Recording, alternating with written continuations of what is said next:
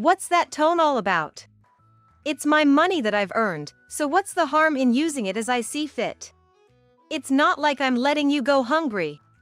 Even when asked, he doesn't answer where the money went. The money that should have been for our family's living expenses, my husband's salary, just disappeared. Furthermore, my husband had also been misusing even larger sums of money. When I confronted him, from that day on, he shut himself in a small room and completely stopped talking. I wondered alone if this was the end for us, day after day. But then, a turning point arrived. When my husband woke up, he was surrounded by me, our children, and both my parents and his parents. We're not letting you escape this time. It was the start of an all-out family intervention. What's this text? Who made you write this? What I finally got out of him was the name of a charming store. It was a place like a cafe, where young girls in uniforms served customers. My husband was sniffling and crying. Of course, there was no mercy. First, gather information and then pass judgment.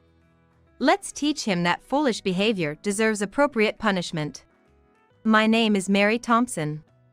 I'm in my late 40s, having been married for nearly 20 years. Our children are Ralph, a college student, and Melissa, a high school student. My husband, Stanley, holds a managerial position at a typical company.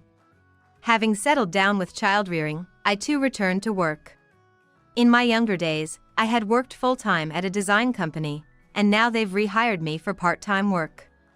Chatting with colleagues at work is fun, and it's reassuring to see our two children growing up. My husband is quiet but sincere, and we had very peaceful and enjoyable days. I never imagined that such an incident could occur. The change started when my husband began to thoroughly avoid me, eating separately, sleeping in different rooms, and even keeping his laundry separate. In fact, I realize now there were signs even earlier. Perhaps I didn't want to face them because I still wanted to believe in my husband somewhere deep down. Now is the time to stop turning away and start from the first sign I remember. The first time I felt something was off was when my husband started coming home unusually late. He often came home drunk, so I initially thought it was just an increase in social engagements, but 1 month, 2 months, 3 months passed and the late nights only increased. It was too much to chalk up to just being busy with work. That's why I decided to ask him about it. Honey, you've been coming home quite late for a while now. You seem to be out drinking, but what's going on? I asked him while he was unwinding his tie after coming home. Then, my husband paused and, for some reason, his eyes darted around briefly. Clearing his throat, he responded in a slightly irritated tone. Well, I should be able to relax a little, right? I'm just using my allowance. Let me have my breaks, can't I? His curt response irked me a bit, but I had to admit, his point was valid. Considering he was managing within the small allowance, maybe I should commend him instead. Still, I couldn't help but want to say something, so I let out a sigh mixed with a small complaint. I mean, it's fine if you're just having a moderate amount of fun with nothing special, but do take care not to drink too much. We're both not getting any younger. He just grunted. But the odd feeling didn't end there. When I went to withdraw some living expenses, I froze upon seeing my husband's bank account balance. Tens of thousands had been withdrawn multiple times without my knowledge. Hey, honey? Do you know anything about these withdrawals? That night, I confronted my husband with the bank statement as soon as he got home. Since this was something new, I couldn't help suspecting fraud or unauthorized transactions. It crossed my mind that someone might be withdrawing my husband's salary without his consent. However, his reply was terribly irritable. What's that tone? It's my money I've earned, so I can use it however I want. It's not like we're struggling to eat. Indeed, we weren't struggling for food. In fact, my income alone could cover our groceries. That was true, but being scolded didn't sit right with me. After all, I wasn't accusing him, just considering the possibility it might be stolen. No, that's not it. It's fine if you use it. I was just shocked because I thought it might be one of those fraudulent withdrawals I've heard about recently. If you had just told me you were going to use it. I mean, it's your account, but the utility and living expenses come out of it, so you should have told me in advance. Don't you think that would surprise anyone? I couldn't help but sound quite annoyed. My husband grimaced as if annoyed, clicked his tongue quietly, and turned his face away. I was about to say something about his attitude but managed to hold back. So, what did you spend it on? Did you pick up a new hobby? I forced a smile and asked brightly, but got no response. He just walked briskly towards the bathroom. No excuses, no explanation of what the money was used for. Since the withdrawals were from the remaining balance in his account, I couldn't complain any further. But it wasn't that I was telling him not to spend money, I just didn't want him to cause confusion with secretive actions. Yet, the uneasy feeling lingered. Could his late returns be related to how he was spending the money? During the hours he wasn't home, I couldn't help but wonder what he was up to. The next evening, my husband didn't come home for dinner again. When I vented to Ralph and Melissa at the dinner table, the kids seemed unconcerned and said, "Let Dad have his freedom too. Mom, you go out for lunch and stuff, right? It's just a different time for having fun." Ralph continued without stopping his meal, and Melissa added, "Dad works all day, and he can only have fun at night, right? He doesn't come home drunk or anything, so if it's just a normal hobby, why not let it slide?" Hearing them speak like this made me feel like I had no allies, which was frustrating. But upon reflection, my husband had always been a devoted father to our family. Indeed, the kids had a point. While I was still upset, I changed the subject and ended the conversation. As I washed the dishes after dinner, I gradually calmed down. The money my husband withdrew was around $400 to $500 at a time, and it happened once or twice a month. It's not a small amount to spend on hobbies, but maybe it's not too excessive if it's just once a month. I wish he had discussed it with me, but I probably would have objected if he had. I'm the type to speak my mind, unlike my husband, who's more passive and timid. I couldn't naturally accept him spending money on himself like my children did. Even if he had bravely suggested discussing the spending, there's a good chance I would have sharply rejected it. Even though I think so, my husband, after all these years, probably expected that. Maybe that's why he took drastic measures. It's painful to think that maybe I've cornered him to the point where he can't say anything. However, the next day, I quickly discarded any self-blame. I realized that the withdrawals weren't just from his regular salary, but also from our savings account. The account had been drained of $40,000. I was furious. What the heck? You canceled the savings account without asking. That was for Melissa's education. What are we supposed to do now? Melissa was sobbing behind me. It was understandable. Without that money, Melissa would start her college life without a penny to her name. Perhaps I could cover the entrance fees with my savings. But we'd have to cut back significantly on everything, including where she'd live and her appliances. I wanted her to live somewhere decent because she'd be on her own, and now it's all ruined. Even as I raged, my husband just sulked and stayed silent. This is unbelievable. What did you spend $40,000 on? Staying silent won't make this go away. Ralph shouted at him, and only then did my husband show signs of being shaken. He darted his eyes around and bit his lip.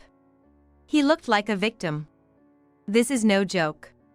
The savings account was funded by both of us, each contributing $20,000.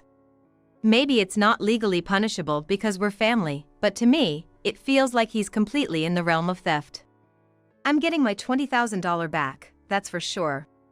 As I said this with restrained anger, my husband glared at me with a shocked expression. That night, he didn't sleep in our bedroom but in a small traditional room we usually use for storage. The next day, he moved his suits and other belongings there, making his preparations in that room. He stopped eating with the family entirely, leaving the house silently and returning without saying a word. His return times became later and later, often not until the morning. At home, he secluded himself in the small room, managing his meals with takeout or fast food. He didn't even do his laundry at home anymore. Perhaps he's using a laundromat. We were essentially separated within the house. There was no progress on the return of the misused money. The word divorce started to flicker in my mind. This went on for 3 weeks until one midnight when I woke up to the sound of my husband coming home. I then listened intently to the sound of water. Probably him preparing something to eat in the kitchen. Initially, I would go out to talk whenever I heard noises. But whenever he saw my face, he would either flee back into his room or leave the house until the next day. I was thinking about ambushing him in the room he was hiding in when it happened. Suddenly, there was a loud bang. After that, more rattling and banging sounds that made me catch my breath. As I held my breath wondering what was going on, it suddenly went quiet. Cautiously, I tiptoed towards the kitchen. What? My husband was lying on the floor, writhing in pain. Seeing his hands on his throat, I realized he might have choked on something. I tapped his shoulder, but there was no response. Turning on the light, I saw his face was turning a terrible shade of red-purple. Nearly panicking, I screamed and called the kids. Ralph, Melissa, wake up! Help!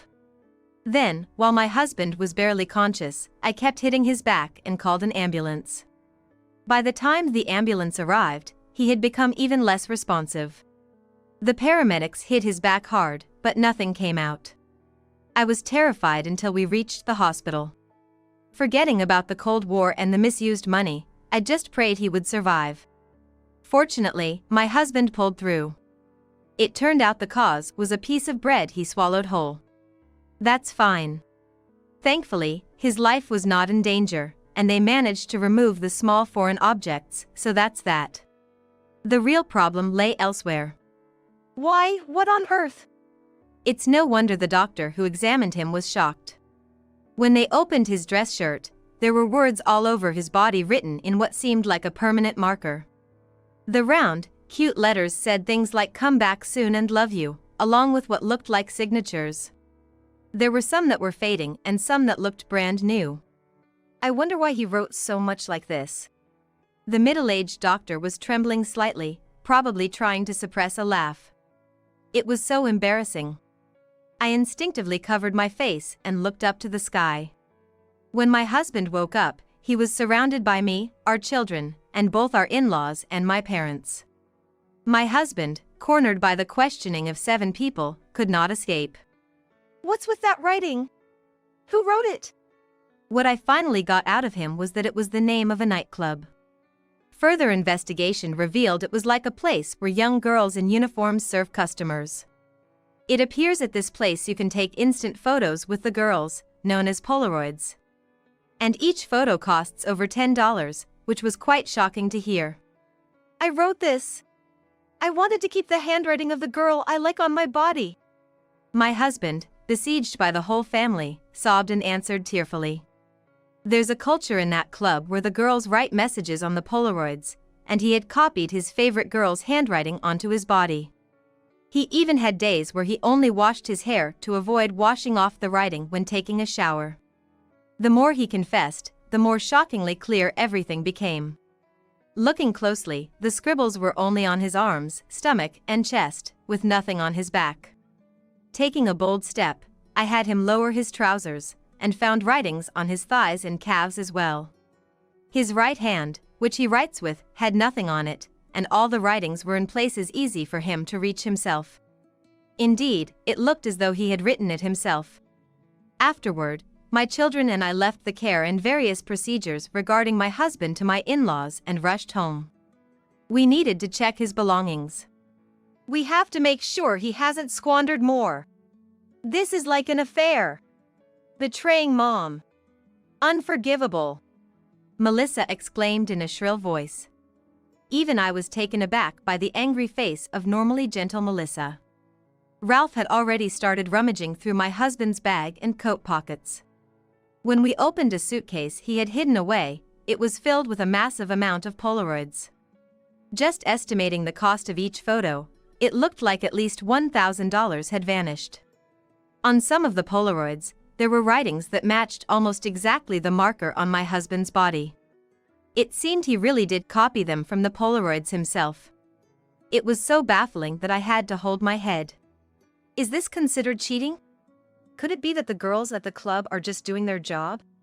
He seemed pretty infatuated, but there's no trace of any personal contact. At my words, Ralph crossed his arms and hummed thoughtfully.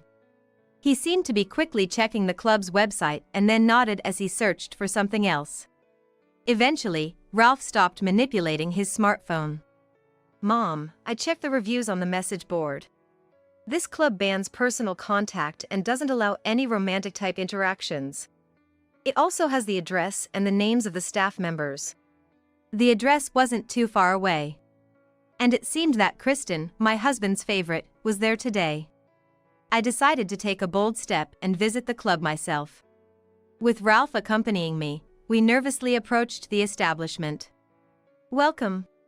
The young ladies greeted us with sugary voices and perfect smiles, all stationed behind the counter. Except when delivering orders, they did not come to the customer's side. Though you can talk over the counter, there's no sitting next to customers for service. It seems like a genuinely wholesome place. From what I heard from the staff and other customers, even the evening bar scene doesn't change much in atmosphere. When it turns into a bar, the only difference is that alcohol is added to the menu. Excuse me, I'm Mary, and I'm Stanley's wife. Is Kristen here? I wanted to talk about Stanley. As soon as I mentioned my husband's name, Kristen's face momentarily tensed. Ralph and I were led to a corner where it was harder for other patrons to overhear us. While sipping overpriced orange juice, I talked with my husband's favorite girl. Yes. He often buys Polaroids and tips well, so he's considered a good customer. My husband was known for spending generously, which the establishment welcomed because it boosted their revenue. However, a new staff member who had transferred from another place recognized him. And she mentioned that he had been banned from another club for being too clingy to the staff members. He had caused trouble there too, damaging property when rejected, and had nearly involved the police before settling the matter by paying for the damages. Could that have been around August? I mentioned the time when Stanley had secretly tapped into Melissa's college fund. Some girls whispered in the back, and Kristen nodded at us, confirming my suspicion. So, he needed money because of that. He had selfishly imposed his desires on someone uninterested, and now he was paying for his self-inflicted troubles by dipping into funds meant for his beloved daughter's future. Unforgivable. Not long after I heard about the other shop's troubles, he asked me for personal contact information. Our shop prohibits that, and it really scared me, so I refused. Since then, the whole shop had been on alert, marking him as a customer to watch. The disappointment and shame came with a rising anger from within me. I wished I could drag my husband here right now and make him apologize to the shop for all the trouble he caused. That's when it happened. Stay away from Kristen! Kristen, I'm here to save you! Suddenly, a loud voice disrupted us, and Stanley rushed to our table. He probably thought of himself as some kind of hero. However, his beloved Kristen screamed and hid behind other staff members. Stanley's eyes were bloodshot with fury, but when he noticed Ralph, he froze in shock. Maybe he hadn't seen Ralph since he was closer to the exit. Meanwhile, Ralph looked on with a gaze devoid of any light, watching his disappointing father's spectacle. Manager! Please help, he's here! Kristen called for help in a sharp whisper to someone behind the counter. Stanley glared at me, but probably the one Kristen really wanted to be saved from was him. As evidence, whenever Stanley tried to approach, Kristen recoiled and fled deeper into the shop. Stanley stood frozen, shocked by Kristen's reaction. I was trying to get a divorce so I could marry you, he muttered in a daze. The audacity of his words nearly made me grab him by the collar. Just then, Ralph stopped me and quickly took out his phone to do something. Stanley staggered after Kristen as she fled behind the counter, still speaking. I tried hard. If I could get divorced, I'd get money, and then I could give you the wedding of your dreams. The next moment, several girls gasped in shock and disgust, with cries of gross, and this makes no sense. Some even began to laugh, and I became distant. I wasn't upset that my husband had fallen for another woman and wanted a divorce. What disappointed me was realizing that I had married a man who mistook professional courtesy for genuine affection and had not noticed it for over 20 years. It was as if he was mistaking customer service's obligatory smile for romantic interest. Moreover, if he had found someone else, he should have just filed for divorce himself, instead of trying to manipulate me. I'm sorry, this must be so hard for you. But for me, it's strictly business. I really don't have any personal interaction with him, and it really bothers me. It was an ice-cold manner of speaking. That revealed her deep disdain for my husband. Seeing Kristen's reaction, Stanley's eyes widened. Then, in the next instant, he grabbed a glass from a nearby patron and smashed it on the floor.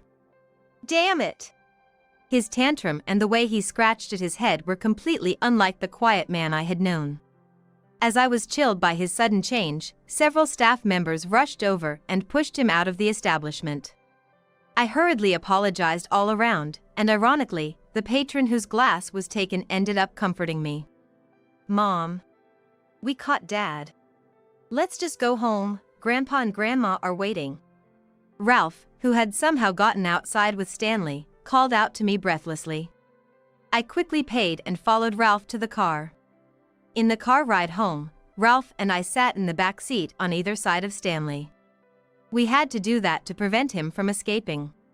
There was so much I wanted to say, but out of respect for the driver, I remained silent. Ralph kept his mouth shut tight as well. Only Stanley's sniffling filled the car. The driver's glances through the rearview mirror felt painful.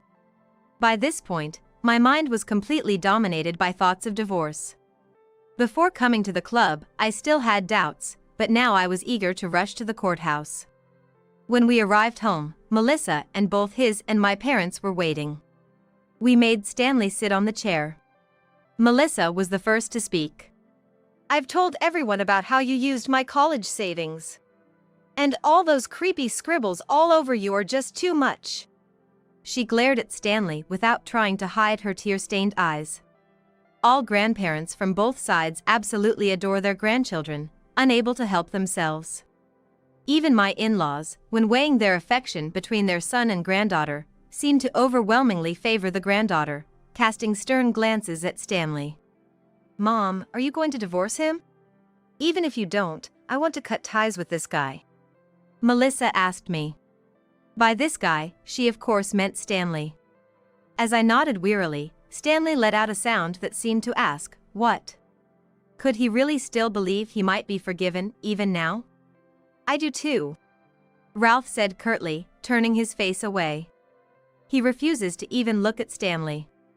Having been with me at the club to hear everything firsthand, Ralph was probably even more disillusioned with Stanley than Melissa was. Of course, I'm getting a divorce. It's just not possible anymore. Stanley was considered quite a dangerous misinterpretation at the club too.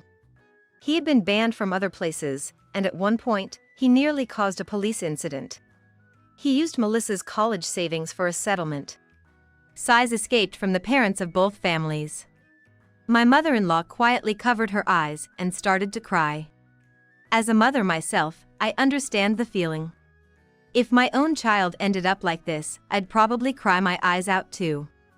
Stanley trembled and looked at Ralph and Melissa repeatedly, his lips quivering.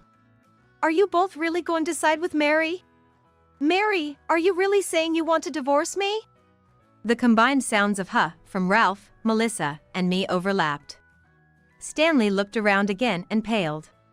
He finally realized the icy stares from the three of us. I'm sorry, I won't do it again, I'm sorry. Stanley was sobbing, but no one offered him a kind word. Ralph clicked his tongue. Melissa glared at Stanley with harsh breaths. I calmly started discussing what needed to be done about the divorce with my parents and in-laws. From now on, we'll communicate through a lawyer. The house is in his name, so we'll move out, but it might take some time. I can't stand to be in the same house with him during that time. Stanley, could you stay in a hotel? As I spoke, Stanley continued to cry. Suddenly, he rose and clung to my daughter's legs. Melissa screamed and kicked him away. Gross! He got his snot on me. Disgusting! How can this guy be my parent? Ralph, on the other hand, had a look that could be titled "This is despair," and kept his gaze on the floor.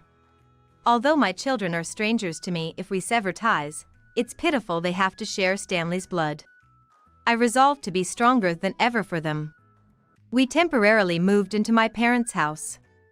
It was a cozy house perfect for an elderly couple but a bit cramped for us, but it was just until Stanley moved out. 2 days later, we received a call from my in-laws. Stanley moved into his parents' home, so we received a message that the kids and I could stay in our original house until they became independent. I expressed my gratitude to my father-in-law, who spoke with a somber tone, and my children and I returned to our familiar home. About a week after our divorce was finalized, Stanley, unrepentant as ever, showed up again at the club where Kristen worked. Stanley, you're no longer welcome here. If you persist, we'll have to call the police. A staff member flatly told my ex-husband. Rejected at the door, Stanley lost his temper and caused a scene outside the club. He broke a sign and part of the door, resulting in the police being called. This time too, it ended in a settlement, but he had to spend a significant part of his dwindling savings. Due to his past behavior, it seemed he had been blacklisted, as he was now being turned away from other establishments right from the start. It turned out that Kristen, whom Stanley had been obsessed with, actually had a boyfriend and had left the club to get married. The revelation that Kristen was no longer available shocked Stanley deeply, as he hadn't let go of his obsession with her. He even tried to talk to Kristen directly and track down her home, but, unsurprisingly, he was reported to the police again for stalking and was sternly warned. Then, Stanley lost everything. Though he wasn't prosecuted, the news of his actions reached his company, forcing him to resign. Having lost his family, any chance with Kristen, his job, and his finances, Stanley is now full of regret and claims to be deeply reflective, and in the midst of this mess, he is trying to persuade me to get back together with him. I was caught off guard walking home from shopping, and he ambushed me near our house. I was wrong. Please forgive me. He groveled, a mess of tears and snot, trying to cling to me, which made me hurriedly flee. A reunion is out of the question. I might even go to pray for a severance of ties next. I managed to escape and dashed into the house, locking the door. It was a bit frightening since he lingered in front of the house for so long, but fortunately, Ralph was home and promised to protect me. We even had to call my in-laws to come and get him. There's absolutely no chance of getting back together. All communication will go through my lawyer from now on. If this continues, I'll seek a restraining order. Don't ever come to our house again, I declared from behind Ralph, who stood protectively. Stanley was taken away in his parents' car, continuing to sob and scrunch up his face. I couldn't help but wonder how someone I married, thinking he was an ordinary guy, could turn out like this. It's not your fault, Mom. People change, just think of him as a monster that was pretending to be human. Ralph consoled me, not alone in his efforts, as Melissa also offered comfort when she got home. We immediately started planning to move to a new location. It was where Stanley wouldn't know where to find us, aiming for a peaceful life. For now, let's stay in a family rental until Melissa and Ralph move out on their own. I considered it. Melissa would be leaving home soon, and Ralph planned to live alone in the city after graduating from college. We used to live in a home, but maybe it was time to choose a smaller place. The following week, with help from a lawyer, I decided what to demand from Stanley in the divorce. Division of property, repayment of the $20,000 I contributed to our fixed deposit. I also decided to get child support for my children. Half a year later, most of my demands were met as agreed. The $20,000 repayment significantly impacted Stanley, since he had to borrow money from relatives and work multiple jobs, including day labor, to make ends meet. My children and I had moved out and started condo life as a trio. The long ordeal was finally over. On the day we moved, I celebrated the resolution with my children with a modest celebration. Just a meal at a fancy restaurant. It felt extraordinarily delicious, perhaps because of the lightness in our hearts. With Melissa preparing to leave home for college in a few months, any family meal out became a cherished occasion. I truly wished to cherish these precious moments. That night, Ralph approached me and said, "Mom, I'm sorry for saying it was okay to let Dad have his freedom when he first started spending money recklessly. If I hadn't ignored it then, maybe we could have resolved this sooner. You were right, I'm sorry." I had thought he was taking things too lightly, but it seems Ralph had been thinking deeply about it after all. Seeing my child's growth made me so happy that I didn't care that he hadn't supported me before. Prompted by Ralph's behavior, Melissa nudged my arm. "I feel the same as Ralph. Sorry, Mom. I mean, that guy, he still hasn't paid back all the money he used, right? If going to college gets tough, don't hide it, tell me. I'll earn it myself." Melissa's words were reassuring, far from the gentle but timid child I thought she was. They had both truly grown up. Meeting these children was undeniably a treasure. Even with such an ex-husband, I can't help but feel grateful for that. "Don't worry about the money. It's really okay. Ralph and Melissa, you both have become so responsible without me noticing." Tears welled up in my eyes, and both kids hugged me from the sides. I felt strongly that happiness was right here with us. 5 years have passed since that incident.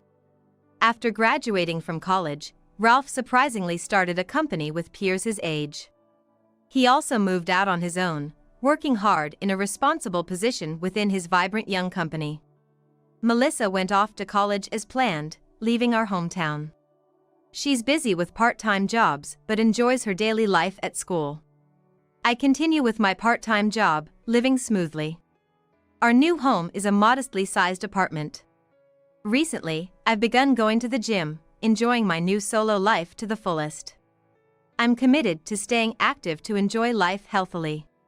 While I'd like to say everything is perfect, there's just one concern. Getting friendly with my gym mates has led to frequent outings for light meals or sweets after working out. I fear I'm eating more than I'm burning off, feeling a bit plumper instead of slimmer. But it's so much fun, I like to believe it's good for both my mind and body. This is the start of a lighter, freer phase of my life.